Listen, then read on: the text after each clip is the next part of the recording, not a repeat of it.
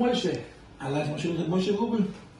תגיד לי, מה מביא אותך שבוע לפני שאנחנו מתחילים את הקורס, את המסלול ההכשרה, להגיע אלינו למשרד ולא לשעה אחת, לכמה שעות טובות, לעבור איתנו על כל החומרים ולראות מה קורה פה? תשתף אותי רגע. תראה, אני מרגיש שבסייעתא דשמיא סגנון 7, יחד איתי, הולכים לעשות מהפכה אמיתית להרבה מוסדות, להרבה עמותות, להרבה מגייסי כספים. עכשיו, אני גר בבני ברק, המשרד שלך סגנון 7 זה באלעד. זה לא חוכמה שאתה יושב עם כל האנשים שרוצים לעשות איתנו מהפכה ונרשמו אצלך. בעוד שבוע מהיום, בעזרת השם, אנחנו נתחיל את הקורס, שאני אבוא במשרד שלי בבני ברק, וינחת והתחיל לעשות עם אנשים היכרות, שהוא מעלה לכם מי אתה, מה אתה. אם דבר כזה גדול שאנחנו הולכים לעשות לעם ישראל, שאנחנו דרך זה להגיע מאות מיליונים ומיליארדים של כסף, לצדוקי, לחסד, למויזדס, אז בואו נכיר קצת, בואו נעבור איתך לרשימה של האנשים, בואו נשמע את הסיפור של כל אחד ואחד מה הוא רוצה. כשאני בעזרת השם יגיע וינחת בהכשרת היישוב, באיזה קומה זה הולך להיות? 15. בדקת שיש נוף, יש אוויר, יש מזגן טוב, יש כיבוד, הולכים לפנק אותם. אז אני רוצה להגיע לשם, כאילו שאני כבר חלק מהם הכרתי, ואני מכיר אותם.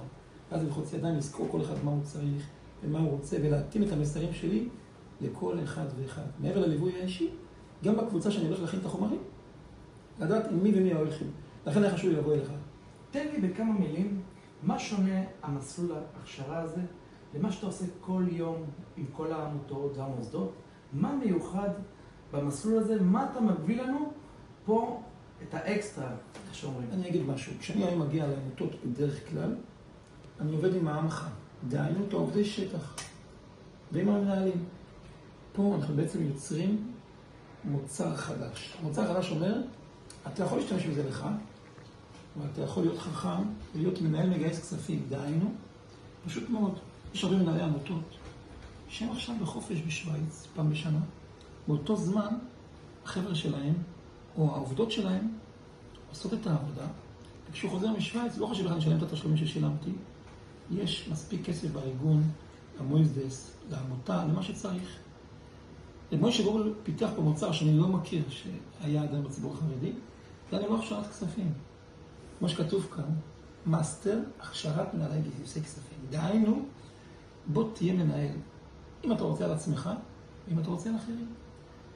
יהיו אנשים שעוד חצי שנה, שנה מהיום, נפגוש אותם, ויגידו לנו, אני עכשיו מדבר איתך על העובדות שלי, העובדים שלי, לפי כל מה שלימדת אותי איך לנהל אותם, ואיך לגייס כסף, ואיך לעשות את המיתוג כמו שצריך, בסגנון 7, ומתי גינזברג שנותן את הניהול, איתי שנותן את הדרייב, את האנרגיות, את המוטיבציה, את האומץ, את הסכומים הגבוהים, את כל מה שאנחנו עושים כמו שצריך, ויגידו לנו, בנית לי חיים חדשים.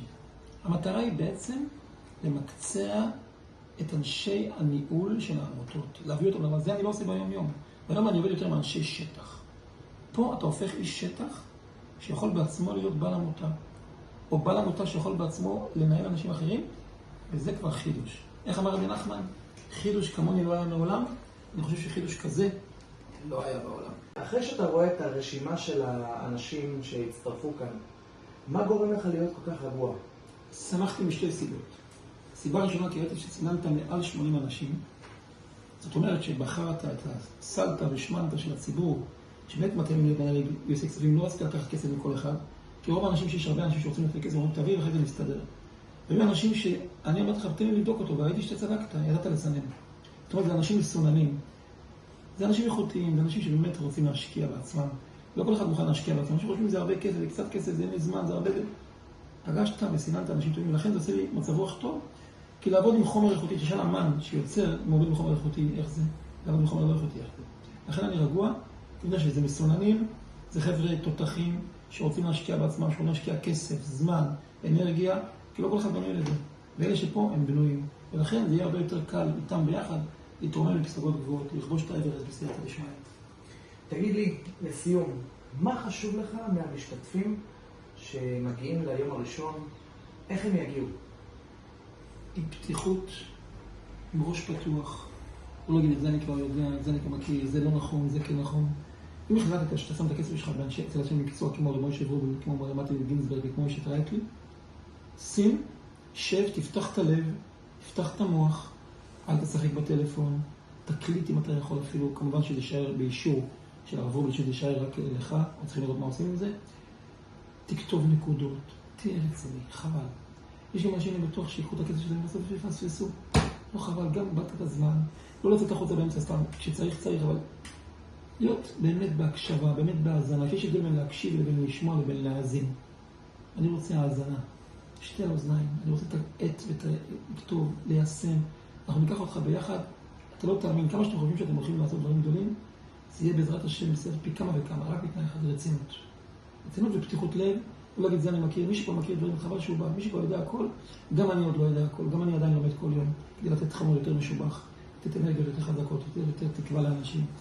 אז בואו נעשה ביזנס, אבל ברצינות, בואו ברצינות. אז מה אתה אומר, הולך להיות לנו פה מאסטרים? מאסטר אחד, מאסטרים רבים שיודעו לנו כל החיים על זה, שזיכינו אותם לבוא לדבר כזה.